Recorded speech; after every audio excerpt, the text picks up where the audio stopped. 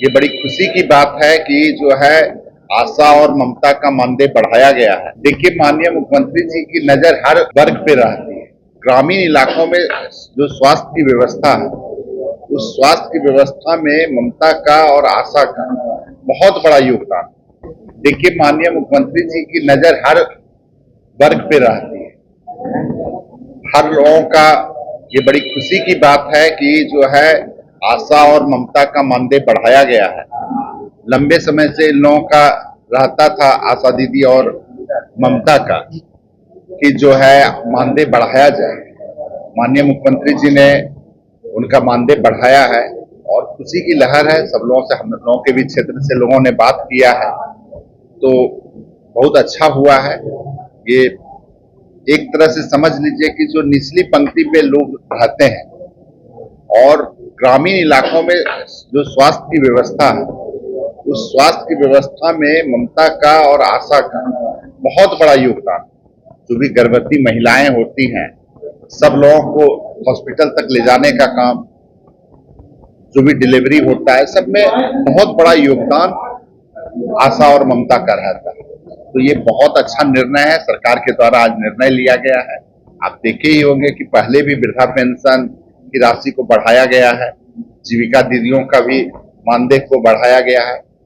इसके पूर्व में जो ये थे विकास मित्र 16 सेवक थे, उनका भी मानदेय बढ़ाया गया है। तो जो कम, जिसको कम हम लोग मानदेय दे रहे थे या कम मानदेय मिल रहा था, बिहार तो चूंकि गरीब राज्य है, उसमें भी सब लोगों के सम्मान के लिए और सब लोगों को की विधि व्यवस्था ठीक से चले, इसके लिए सरकार रोज काम कर रही है। सरकार नकलची सदन में भी बात हो या सदन की बाहर हो, तमाम जगहों पर रही है कि नकलची सरकार हो गई है, तेजस्वी को फॉलो कर रहे हैं और एक्स पे पोस्ट किया है और 17 महीने के कार्यकाल को भी गिनाया है। उन्होंने एक चीज और कहा है सर कि क्या हमारी अगर नकल करें तो क्या शराबबंदी की भी समीक्षा करेंगे, क्या शराबबंदी भी समाप्त होगी? देखिए, शराबबंदी तो महिलाओं के महिलाएं लोग जब बोली थी माननीय मुख्यमंत्री जी को जीविका की, शायद उसमें कुछ ग्रुप महिलाओं का ग्रुप था, उन्होंने बोला था। उसके बाद शराबबंदी को लागू किया गया था और शराबबंदी एक ऐसा निर्णय है, इतना ठोस निर्णय लेने के लिए नीतीश कुमार होना पड़ता है। नीतीश कुमार ही उस तरह का इतना ठोस निर्णय ले सकते हैं। अब तेजस्वी जी क्या बोलते हैं, उनके बातों से तो कोई लेना देना नहीं है। उनको तो ये बताना चाहिए कि उन्होंने, उनके पिताजी ने अपने कार्यकाल में, जो 15 साल का जो कार्यकाल था, उसमें कितने लोगों का मानदेय बढ़ाए थे। लोग शायद अब याद नहीं रखते हैं पुरानी बातों को। शिक्षक महीनों हड़ताल पे रहते थे, 3 महीना 6 महीना के बाद हड़ताल को जबरन तोड़ा जाता था। 1500 रुपये में शिक्षक की बहाली हुई थी।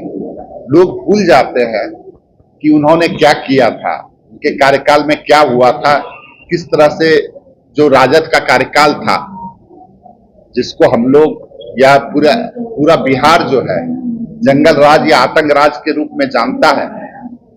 तो लोग तरह तरह की बातों को, अपने बातों को, जब सरकार में आते हैं तो बातें बदल जाती हैं। माननीय मुख्यमंत्री जी जो बोलते हैं वो करते हैं। ठोस निर्णय लेने वाला अगर कोई व्यक्ति बिहार में है, कोई राजनेता है, तो नीतीश कुमार। बहुत धन्यवाद। आज इंडिया गठबंधन की बड़ी बैठक होने जा रही है।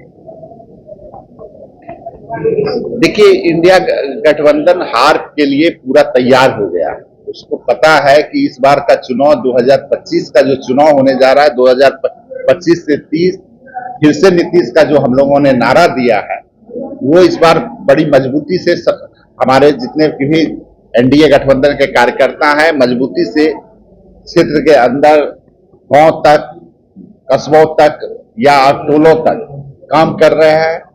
राजद घबराया हुआ है, जो यूपीए जो है पूरा घबराया हुआ है। महागठबंधन जिसको आप लोग कहते हैं, महागठबंधन तो अब महाठगबंधन हो गया है। कुछ से कुछ पुष्टि करना है, कोई काम तो करना नहीं है। इस बार आप लोगों ने इसमें देखा होगा किस तरह की भाषा का इस्तेमाल बिहार विधानसभा में लोग कर रहे थे। आप लोगों ने देखा और पूरी बिहार की जनता ने देखा है। तो उसी सब से समीक्षा कर रहे होंगे कि इस बार और कितनी गंदी बातों का जो है चुनाव में अपना लाना है। उन लोगों को तो लगता है कि जब किसी को गाली बकेंगे तब हमको वोट बढ़ेगा। वो तो गाली वाला पार्टी है।